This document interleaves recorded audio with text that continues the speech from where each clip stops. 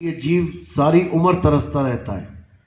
जितने भी फोन आते हैं लगभग 99% ऐसे फोन आते हैं जो ये कहते हैं कि अरे मैं 20 साल से ढूंढ रहा था, मैं 30 साल से ढूंढ रहा था, मैं 50 साल से ढूंढ रहा था इस सत्संग को, लेकिन ये मिल नहीं रहा था। कहाँ छुपे बैठे थे आप? आज भी भगत जी ने बोला कि कहाँ छुपे बैठे थे आप। रामपाल जी से सार नाम प्राप्त हैं ये, और जिले के कोऑर्डिनेटर भी थे, तहसील कोऑर्डिनेटर। लेकिन ये ज्ञान जब सामने आता है तो चाहे कोई कितना ही बड़े ओहदे पे क्यों ना बैठा हो, उसके पैरों से जमीन निकल जाती है।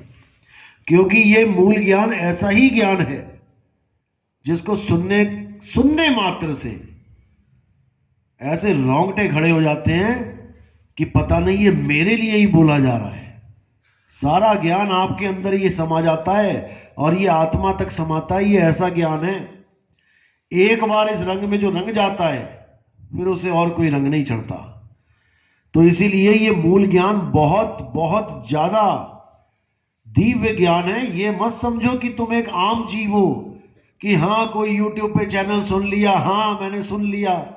अरे इस ज्ञान को सुनने के लिए बड़े बड़े ऋषि मुनि सारी उम्र भटकते रहे, लेकिन उनको ना मिला।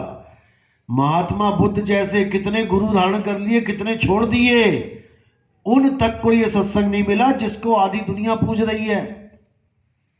वो भी श्वासों को पकड़ के बैठ गए अंत में, क्योंकि गुरु नहीं मिला। तो तुम्हारी किस्मत तुम सोच भी नहीं सकते कि कैसी किस्मत लिखवा के लाए हो तुम।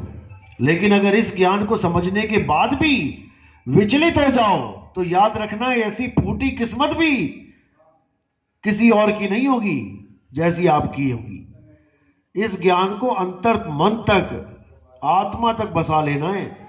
और मैं ये नहीं कहता कि अंधविश्वास करना है, बिल्कुल नहीं। इस ज्ञान को परखो, हीरे को परखो, मारो घन इस पे, टूट जाए तो कान समझ के छोड़ देना। लेकिन इस ज्ञान का सबसे बड़ा जो गुण है वो ये है कि सामने वाला कभी इस ज्ञान को काट नहीं सकता। आप किसी भी मंच पे खड़े हो जाओ, हिंदुओं के, मुसलमानों के, सिखों के, ईसाइयों के, कहीं भी खड़े होके अगर आपने ये ज्ञान बोल दिया तो किसी की हिम्मत नहीं जो इसको काट सके। हाँ, तुम्हें गालियां जरूर देने लग जाएगा, तुम्हें गुरुद्रोही बता देगा, तुम्हें कुछ और बोल देगा, तुम्हारा विरोध करने लग जाएगा, लेकिन सत्य को काट नहीं सकता।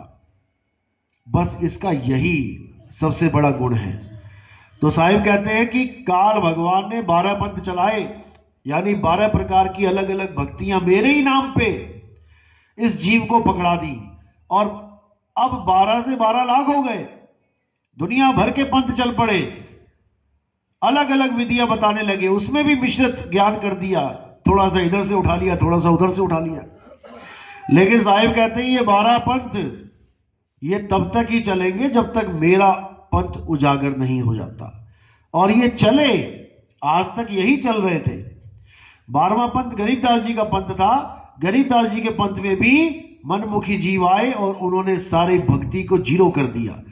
वो भी वही मंत्र जपने लगे जो पहले ऋषि मुनि जपते थे। तो साहिब ने बिल्कुल क्लियर बोला कि 12वें पंथ प्रकट होए उजियारा, क्योंकि वाणी भी 12वें पंथ में लिखी गई। लेकिन 13वें पंथ मिटे सकल अंधियारा। जो 13वां पंथ, जो गुप्त पंथ चला है, जब वो उजागर होगा फिर किसी को रास्ता नहीं मिलेगा छुपने का। जैसे अंधकार को सूर्य उदय हो जाने पर छुपने की जगह नहीं मिलती, कहां छुपे, वो गायब हो जाता है। इसी प्रकार 12 पंथ में जितना भी आपने अज्ञान आज तक समेटा, अपने दिमाग में भरा, ऐसी सफाई होती है कि दोबारा वो अज्ञान आपके अंदर समा नहीं सकता। इसलिए साहिब ने बोला कि 12 पंथ काल फुरमाना, भूले जीव न जाए ठिकाना। अरे 13वें पंथ हम ही चले आए और सब पंथ मेट के एक पंथ चलाए। सारे पंथों को मेट दिया जाएगा। मेटने का मतलब ये नहीं वो खत्म हो जाएंगे, चलेंगे। जैसे आपके कॉलेज में कोई डिग्री कॉलेज खुल गया आपके गांव में, आपके शहर में, इसका मतलब ये नहीं कि 1 से लेके 12 तक स्कूल ही उड़ जाएंगे। वो रहेंगे, बच्चे पढ़ेंगे, लेकिन उनको ये पता होगा मैंने कब तक पढ़ना है, 1 से लेके 12 तक। उनको पता है कि 1 साल ही लगाना है, मैंने पहली में 1 साल लगाना, दूसरी में 1 साल लगाना, तीसरी में, क्योंकि मंजिल उनके सामने होती है। यहां पर क्या होता है, यहां पर 1 से लेके 12 तक जो बैठे हुए हैं टीचर, वो कहते हैं यही पीएचडी है, यही कॉलेज है। पहली क्लास वाला भी कह रहा है नहीं नहीं यही कॉलेज है। इसलिए उनकी दौड़ शांत हो जाती है, वो दौड़ नहीं पाते, आगे बढ़ नहीं पाते। और उनको ऐसा पाठ पढ़ा दिया जाता है कि बेटा गुरु बदल लिया तो 84 में चला जाएगा, गुरु बदल लिया तो पाप लग जाएगा। सबसे बड़ा जाल यही है इन गुरुआ लोगों का। भाई ज्ञान समझने में, आगे बढ़ने में कभी कोई पाप नहीं लगता। उस गुरु को कहो तुम अपने बच्चों को क्यों आगे बढ़ाते हो, जिस स्कूल में डाल दिया, पहला गुरु बना दिया, वहीं पे रखो ना। तो तुम अपने बच्चों को क्यों कह रहे हो कि बेटा आगे बढ़ो, गुरु बदलो, स्कूल बदलो, कॉलेज बदलो, यूनिवर्सिटी बदलो, तुम क्यों कह रहे हो? और जो कोई तुम्हारे पास पहुंच जाए तो तुम पक्का मोहर लगा देते हो उसके ऊपर कि अभी हमारा ही है, और कहीं जाएगा तो गुरुद्रोही हो जाएगा। अरे किसी और गुरु को छोड़ के तुम्हारे पास आ रहा है तो वहां गुरुद्रोही हो गया वो। फिर इसका मतलब तुमने तो गुरुद्रोहियों की फौज इकट्ठी कर ली अपने पास, तो तुम्हारे कब होंगे ये? जो पिछले गुरु को छोड़ के तुम्हारे पास आ सकता है वो तुम्हें भी छोड़ के जा सकता है। इस बंधन में मत डालो, नहीं तो तुम परमात्मा के दोषी हो जाओगे। और जो दोषी हो जाता है परमात्मा का, उनके लिए इंतजाम कुछ अलग रखा जाता है। जो परमात्मा का दोषी हो जाता है उनके लिए जेलें बनी है, सुबह शाम सेवा होती है, कालदूत आते हैं सेवा करने। तो भाई कभी किसी को नहीं रोकना है। हाँ, ज्ञान अज्ञान की जंग चलनी चाहिए। अगर कोई हमारे पंथ को छोड़ के जाता है, मैं कभी नहीं रोकता कि तू मत जा, लेकिन मैं ये कहता हूं तुम ज्ञान आधार से एक बार बात तो करो। तुम चुप्पे से मत निकलो, क्योंकि तुम्हारा नुकसान हो जाएगा। मैं यहां पर किसी का नुकसान होता नहीं देख सकता। अगर तुम आगे बढ़ रहे हो तो मैं तुम्हें खुद ही हार पहनाऊंगा कि तुम और आगे जा रहे हो। लेकिन दुख की बात तो ये हो जाती है कि लोग पीछे मुड़ जाते हैं, क्योंकि उन्हें ये ज्ञान पूरी तरह समझ नहीं आता। इसीलिए साहिब ने बोला आदि नाम हम भाग सुनाया, और ये मूर्ख जीव समझ नहीं पाया। जो समझ जाता है वो अटल हो जाता है। उसको तो खुद आके कबीर साहब भी बोल दें कि बेटा ये रास्ता गलत है, विहंगम चाल गलत है, वो ना मानता।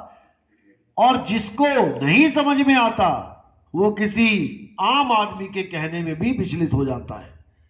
इसीलिए साहिब ने बोला, देखो साहिब ने परीक्षा ली। मैंने ये लफ्ज क्यों बोला कि कबीर साहब भी आके बोले तब भी वो ना माने, क्योंकि ज्ञान गुरु है, ज्ञान अटल है। कबीर साहब ने क्यों परीक्षा ली थी? वैश्या के गले में हाथ क्यों डाला? 64 लाख पार हो जाते, क्यों डाला? उनकी वजह से, उनकी गलती से केवल 2 ही पार हो पाए, अर्जुन सर्जुन। बाकियों का नुकसान करा दिया कबीर साहब ने। क्यों किया ऐसा? क्योंकि वो चाहते थे कि गुरु की करनी गुरु भरेगा, चेले की करनी चेला। तुम ज्ञान पे अटल हो जाओ बेटा। गुरु क्या कह रहा है, गुरु क्यों कह रहा है, उसको भी छोड़ो। तुम ज्ञान देखो वो क्या बोल रहा है। अगर ज्ञान देने के बाद खुद गुरु कहे कि ये ज्ञान झूठा है, तब भी तुम्हें यकीन नहीं होना चाहिए। ऐसे हो जाओगे तब निकल पाओगे। अमेरिका से एक लेडीज हैं, राधा स्वामी हैं, 3 पुश्तों से थे। उन्होंने मुझे कहा कि आपका ज्ञान सुनते सुनते सुनते ऐसा दिमाग में फिट हो गया है कि अगर अब आप भी कहोगे ना कि ये रास्ता गलत है तो मैं नहीं मानूंगी। मैंने कहा फिर तू ही पहुंचेगी, पहुंचेगी भी तू ही। फिर आ रही है वो कल मिलने। तो कहने का मतलब यही है कि ज्ञान को समझना है। ज्ञान ही गुरु है, ज्ञान ही तुम्हें बचाता है। तुमने गलती से जहर खा लिया, अब क्या करोगे? अगर तुम्हें ज्ञान है कि इस जहर खाने के बाद क्या ले लेना चाहिए, क्या खाना चाहिए, उल्टी करनी चाहिए कि क्या दवाई लेनी चाहिए, तो तुम बच जाओगे। तुम्हें ज्ञान नहीं तो मारे जाओगे, भले वहां कोई ना खड़ा हो। इसी प्रकार अगर अकेला अनपढ़ आदमी भी है, कोई शीशी ऐसी उठा ली जिसमें जहर है और वो दवाई समझ के पीने लगेगा, तो उस पर जो मार्का होता है जहर का, अगर वो लगा हुआ है तब भी उसे ज्ञान हो जाएगा। उसको पता लग जाएगा कि ये मार्का जहर का है, तो ज्ञान ही उसको बचा लेगा। लेकिन लोग गलती से गुरु के पीछे लग जाते हैं। लगो गुरु के पीछे, मैं ये नहीं कह रहा गुरु के पीछे ना लगो, क्योंकि ज्ञान तो गुरु ही देगा, लेकिन गुरु के शरीर के पीछे नहीं लगना है। याद रखना, जो गुरु के शरीर के पीछे लग गया फिर वो शरीरों से मुक्त नहीं हो सकता। गुरु किया ही इसलिए जाता है कि शरीरों से मुक्ति मिल जाए, और तुमने गुरु को ही शरीर बना के उसी शरीर के पीछे लग गए तो तुम्हारी मुक्ति कभी नहीं हो सकती।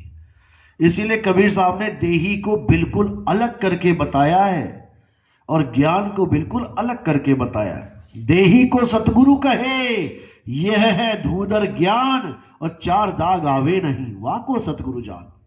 लेकिन इन गुरुआ लोगों को ये पचती नहीं बाणियां, इनको पचती नहीं, क्योंकि इनको परमात्मा बनने की हवस है। हवस होती है ना एक हवस।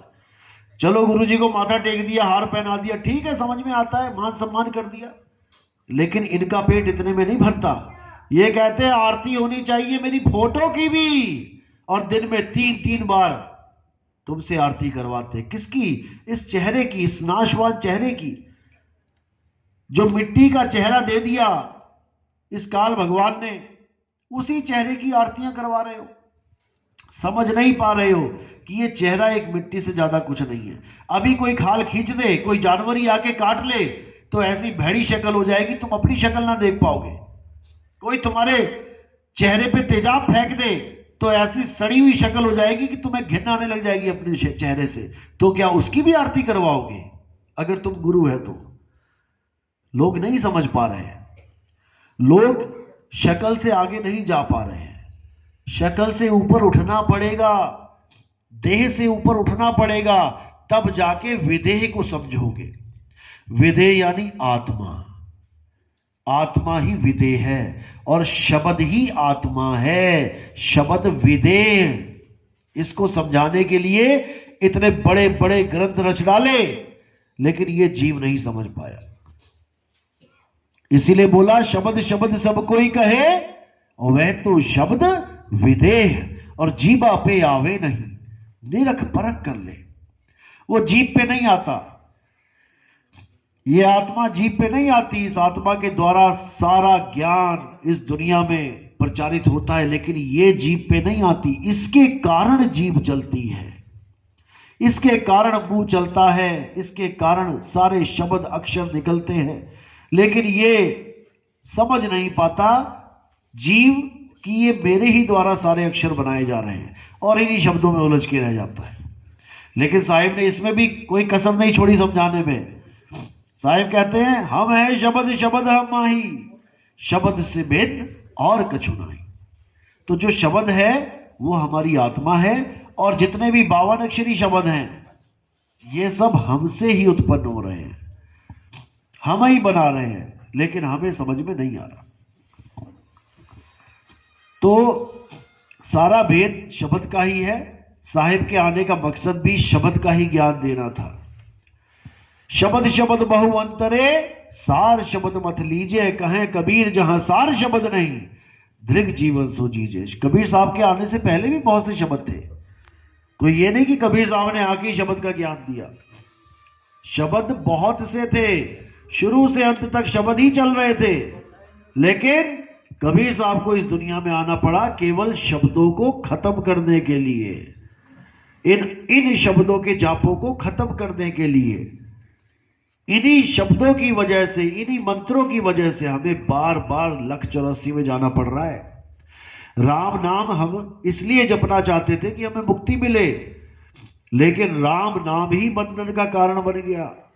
इसीलिए नानक साहब ने बोला राम राम करता जग फिरे, राम ना पाया जाए। जब राम राम करता जग फिरे, राम ना पाया जाए, तो फिर और क्या मिलेगा? राम राम करने से राम नहीं मिला तो और क्या मिलेगा? 84 मिलेगी, क्योंकि कहीं तो रहना पड़ेगा, कहीं तो जाना पड़ेगा। एक ऋषि था, वो भी राम राम करता था, उसने हिरण पाल लिया, हिरण पाल लिया तो उससे मोह पड़ गया।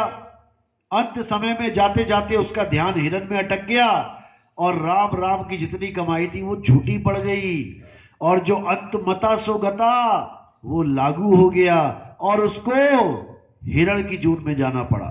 तो सोचो तुमने क्या क्या पाल रखा है। तुमने कुत्ते पाल रखे हैं। अगर असली राम नहीं मिला तो फिर इसमें जाना पड़ेगा। बच्चा खाना ना खाए चलता है, कुत्ता खाना ना खाए ना, रात भर बातें चलती है, सुबह डॉक्टर के पास लेके चलेंगे इसको, क्योंकि बच्चों से भी प्यारा हो गया है कुत्ता। तो कहां सूरत फंसी है? अरे सूरत फंसी संसार में और ता से पड़ गई दूर। सूरत बाद स्थिर करो आठों पहर चूर। कहां स्थिर करो? कुत्ते में, अपनी आत्मा में। लेकिन लोगों ने अज्ञानतावश दुनियावी चीजों में सूरत इकट्ठी कर रखी है। कोई सोच रहा मैं अपने पति के बिना नहीं रह सकती, कोई सोच रहा मैं अपने बच्चों के बिना नहीं रह सकती, कोई कह रहा मैं अपनी मां के बिना नहीं रह सकता। ये सारी सूरत कहां लगी है? ये इन्हीं रिश्ते नातों में लगी है। किसी को मां प्यारी, किसी को मौसी, इसी में उलझे पड़े हैं। लेकिन अब जब ये मूल ज्ञान का उजागर हो गया है, अब हमने अपनी सूरत को अपनी आत्मा में स्थित करना है। इसी को आत्मज्ञान कहते हैं। आत्मज्ञान बिना नर भटके, कभी काबा कभी काशी, और जल में मीन प्यासी, मोहे देखते आवे हासी। बस अपनी आत्मा में स्थित करना है। तुम्हें तुम्हारा परमात्मा तुम्हारी आत्मा में विराजमान मिलेगा। जिसको नानक साहब ने बोला, अरे झांकी देख कबीर की। कबीर यानी आत्मा, आत्मदेव। अरे झांकी देख कबीर की, और नानक कीती वाह, और वाह से खन के गल पड़ी, और कौन छुड़ावे ता। नानक साहब ने वाह वाह किया था क्योंकि उन्हें उस आत्मा का आनंद मिला। लेकिन यहां बिना आनंद के ही लोग वाह वाह कर रहे हैं। दिक्कत ये है, तो वो वाह उनके गल पड़ गई है। अब उनको कैसे छूटे वो वाह? वो छूटेगी सार वस्तु से। एक छुड़ाए एक लखाए, वो तब छूटेगी, तब ये ज्ञान समझ में आएगा और 52 अक्षरों से मेरे सिख भाइयों का पीछा छूटेगा।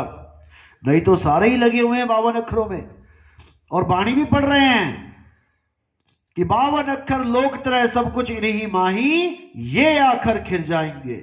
वो आखर इनमें ना ही पढ़ भी रहे हैं सुबह शाम, लेकिन समझ नहीं पा रहे। इसी को साहिब ने फिर बोला कि 52 अक्षर जोरे आन, सकिया ना अक्षर एक पहचान। वो एक अक्षर जब समझ में आ गया तो ये 52 अक्षरों की डोरी अपने आप ही खत्म हो जाती है, छूट जाती है, गुरु छुड़वा देता है। इसीलिए नानक साहब ने बोला, जे तू पढ़िया पंडित, बिन 2 अक्षर 2 नामा, प्रणवत नानक एक लगाए, जेकर सच समावा।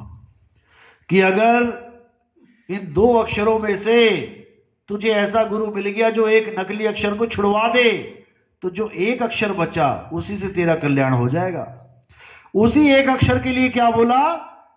नहीं कबीर नहीं धर्मदासा, अक्षर एक सब घट ही निवासा, वाही सो सतपुरुष कहिए, आदि अंत अक्षर गह रहिए। कितना क्लियर है। एक ही अक्षर से तुम्हारी कहानी सुधर जाएगी, लेकिन तुम एक अक्षर को ना जानकर ये दुनिया भर के अक्षर पकड़ के बैठ गए, दुनिया भर के अक्षरों से दुनिया भर के नाम बना के बैठ गए। तो साहिब कह रहे, अरे एक तो छोड़, कोटि नाम संसार में, इनसे मुक्ति ना होए। क्यों? ये सब 52 अक्षरी नाम है। कोटि नाम संसार में इनसे मुक्ति ना होए, गुप्त नाम सतपुरुष का, पूजे बिरला कोई। वो कोई बिरला ही पूछता है, क्योंकि ये सारे 52 अक्षर नकली हैं। जिसको गुरु ग्रंथ साहब ने बोला 52 अक्षर जोरे आन, ये नकली माल जोड़ लिया तुमने, और सकिया ना अक्षर एक पहचान। उस अक्षर अविनाशी आत्मा को नहीं जान पाए, जिसके लिए बोला आत्म वही राम, राम वही आत्म। कहीं दूर नहीं है भाई, तुम्हारे पास ही है। और ये नकली अक्षरों के लिए क्या बोला? कृत्रिम नाम कथे तेरे जिहिबा, सत्य नाम तेरा परा पुरबला। परा और पुरबला, पुरबला यानी कहते हैं मेरे जागे रे पुरबले भाग, यानी पुराने से पुराना। परा यानी प्रकृति से परे, वो सतनाम है। और वो कुछ और नहीं है, वो आत्मदेव है। जिसकी महिमा हर ग्रंथ में गाई गई है। कृष्ण जी ने तो इतना समझाया अर्जुन को, लेकिन वो समझ नहीं पाया। कितना समझाया, हे अर्जुन, जो आत्मा में संतुष्ट रहते हैं, जो आत्मा में रमण करते हैं, उनके लिए कोई धर्म कर्तव्य लागू ही नहीं होता। वो किसी अन्य जीव पर निर्भर भी नहीं रह जाते, वो अपने आप में स्वरूप सिद्ध हो जाते हैं। अब इससे ज्यादा क्या बोले कोई, लेकिन समझने वाले समझ ही नहीं पाए। यहां तक बोल दिया जो देवी देवताओं की पूजा करते हैं वो अधम हैं, वो मूर्ख है, अल्प बुद्धि है। अब इससे ज्यादा कोई क्या बोले। लोग समझते हैं कि हम हिंदू धर्म के खिलाफ बोल रहे हैं। अरे भाई, गीता पढ़ो, अध्याय 7 पढ़ो, उसमें यह बोला है कि देवी देवताओं की पूजा नहीं करनी है, लेकिन फिर भी यह बोला कि अगर कोई देवी देवताओं की पूजा करना चाहे तो उसके मन को स्थित भी मैं ही करता हूं। क्यों? इसी को देख देख के, इसी को दोहे को उठा उठा के लोग कह रहे हैं कि देखो बोला गया है कि मैं ही पूजा करवाता हूं देवताओं की। अरे भाई, ऐसा भाव नहीं है उसका। उसका भाव यह है कि जिसको सत्य तक अभी नहीं पहुंच पा रहा है, विवेक नहीं है, कम से कम देवी देवता को तो पूज रहा है। भले गलत कर रहा है, लेकिन भाव तो मेरे लिए है ना, चाहता तो परमात्मा को ही है। गलती से किसी और को पकड़ लिया, गलती से तुम्हारी दिल्ली से मुंबई की ट्रेन छूट गई तो तुम कुछ तो पकड़ रहे हो, रिक्शा ही पकड़ लो, चाहे थोड़ा सा आगे तो बढ़ रहे हो। तो तुम्हें पहुंचाने वाला जब मिल जाएगा तो इसको छुड़वा देगा। इसलिए 100 गलत काम करने से अच्छा एक मंदिर जाना है। क्यों नहीं जाना है? यह भी रास्ता ही है, यह भी पड़ाव ही है। यहीं से धीरे धीरे धीरे करते करते हम मंजिल तक पहुंचेंगे। इसलिए यह भी बुरा नहीं है। कोई मस्जिद जाना चाहता है, बहुत अच्छी तरह शौक से जाए, पढ़े, देखे अल्लाह ने क्या क्या फरमान किया है, अच्छी बात है, समझे। लेकिन कोई कहे कि मस्जिद जाने से, मंदिर जाने से अल्लाह मिल जाएगा, रब मिल जाएगा, नहीं मिलेगा। वहां तो पढ़ाई करवाई जा रही है, जैसे स्कूलों में पढ़ाई करवाई जाती है। कोई कहे स्कूलों में ही नौकरी मिल जाए सबको, टीचर की बात अलग है, पीएन की बात अलग है। कहे कि स्कूल में पढ़ाई भी करें और साथ में कमाई भी करें, तो ऐसा नहीं होता भाई। स्कूलों में पढ़ाई होती है और बाहर पूरी दुनिया खाली पड़ी है नौकरी करने के लिए।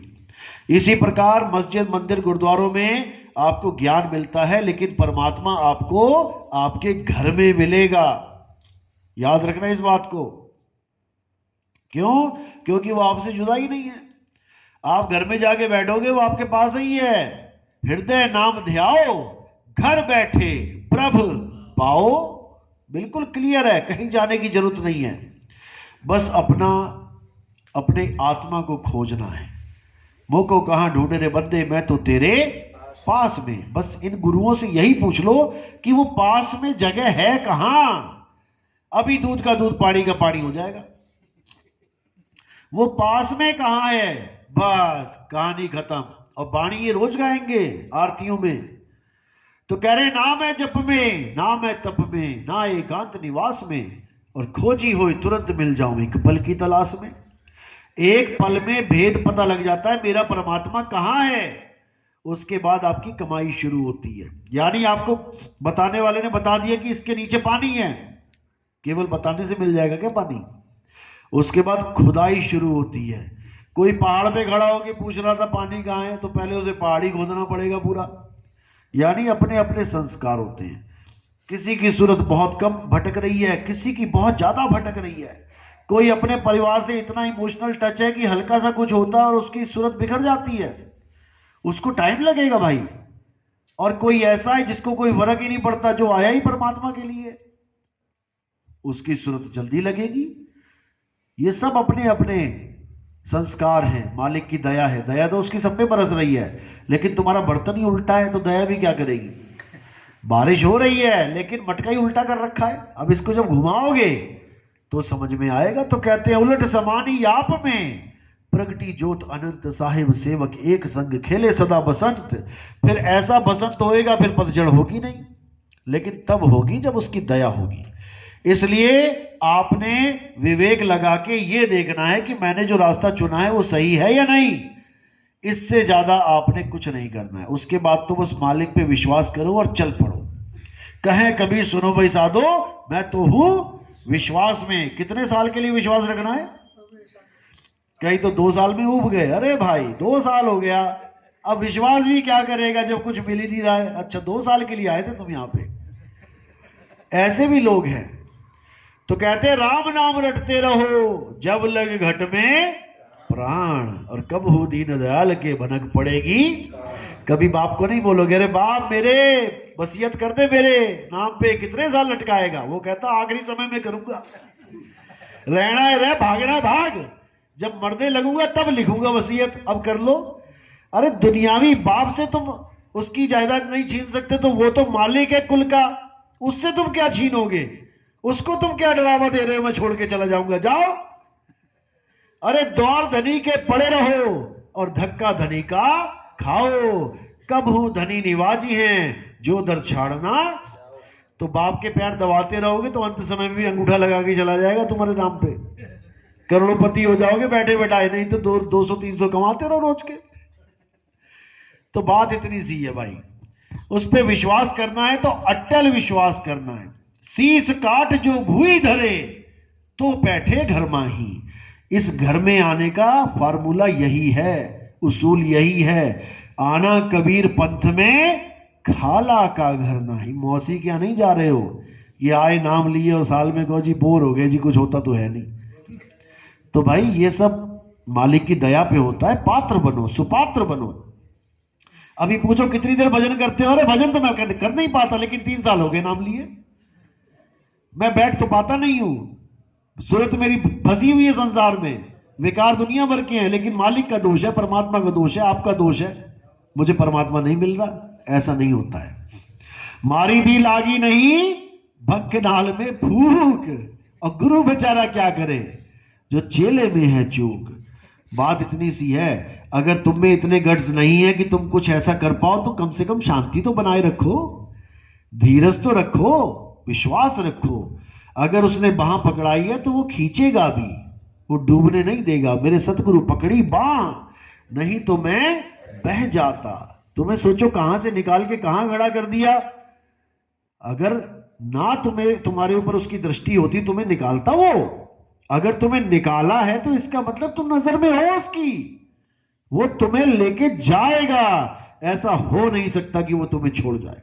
चलो आज का सत्संग यही समाप्त करते हैं। जो नाम दीक्षा वाले हाथ खड़ा कर दे, वो प्रथम दीक्षा वाले